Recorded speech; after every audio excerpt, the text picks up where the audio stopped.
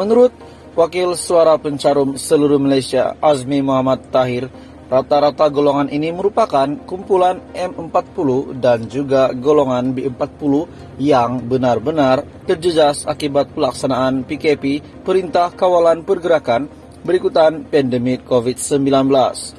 Katanya, walaupun ekonomi telah dibuka, namun kesan pelaksanaan PKP lebih 2 tahun itu benar-benar mendatangkan kesan yang bukan kepalang terhadap golongan ini, yaitu golongan B40 dan M40. Ada antara mereka yang telah kehilangan kerja dan ada juga yang gaji dipotong. Ada yang telah mendapat pekerjaan semula, namun gaji yang diterima tidak seperti gaji kerja yang lama. Mereka tertekan dengan hutang yang tertunggak, hutang rumah, kereta, motor dan sebagainya dengan bank. Bila mereka dikenakan PKP, kebanyakan mereka gaji telah dipotong hingga separuh. Ada yang telah diberhentikan, jadi hutang-hutang ini tertunggak. Bila hutang tertunggak pula, mereka tak dapat hendak selesaikan. Jadi mereka sangat memerlukan RM10K ini. Memang mereka hanya bekerja, tapi kalau liability RM3000, contohnya gaji hanya RM1500, bagaimana hendak selesaikan?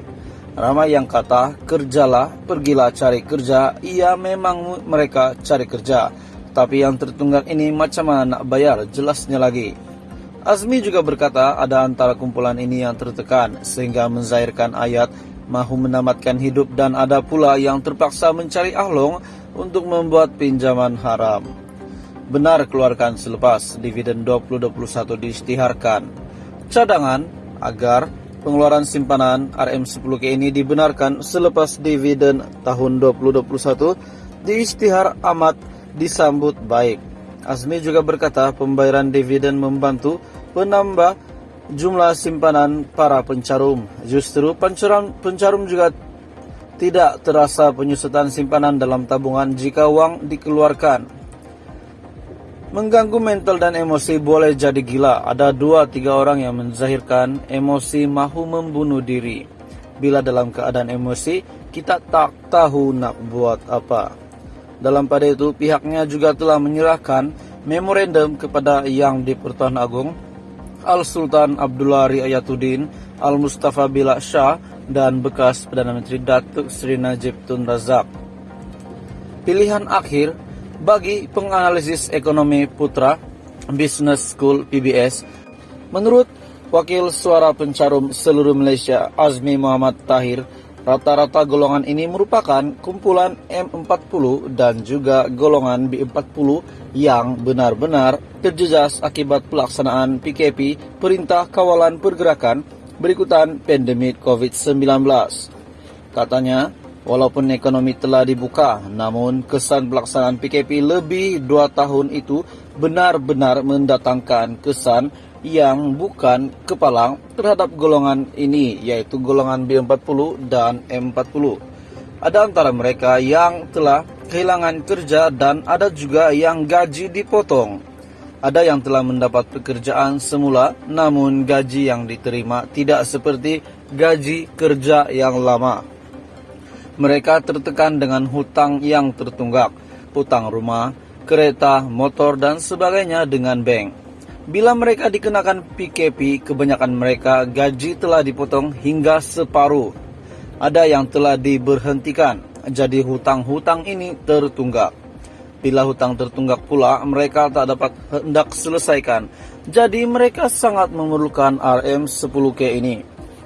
Memang mereka hanya bekerja, tapi kalau liability RM3000, contohnya gaji hanya RM1500, bagaimana hendak selesaikan?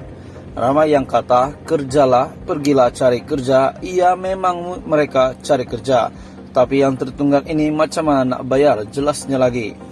Azmi juga berkata, ada antara kumpulan ini yang tertekan sehingga menzahirkan ayat mahu menamatkan hidup, dan ada pula yang terpaksa mencari ahlong untuk membuat pinjaman haram.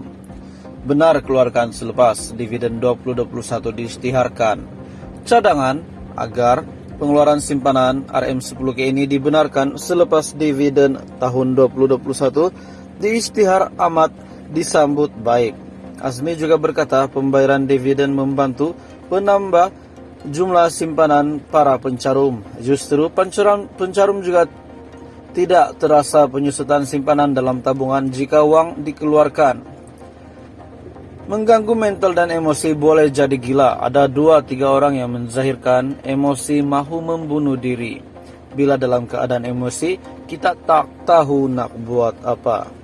Dalam pada itu, pihaknya juga telah menyerahkan memorandum kepada Yang di-Pertuan Agong, Al-Sultan Abdullah Riayatuddin Al-Mustafa Billah Shah dan bekas Perdana Menteri Datuk Seri Najib Tun Razak.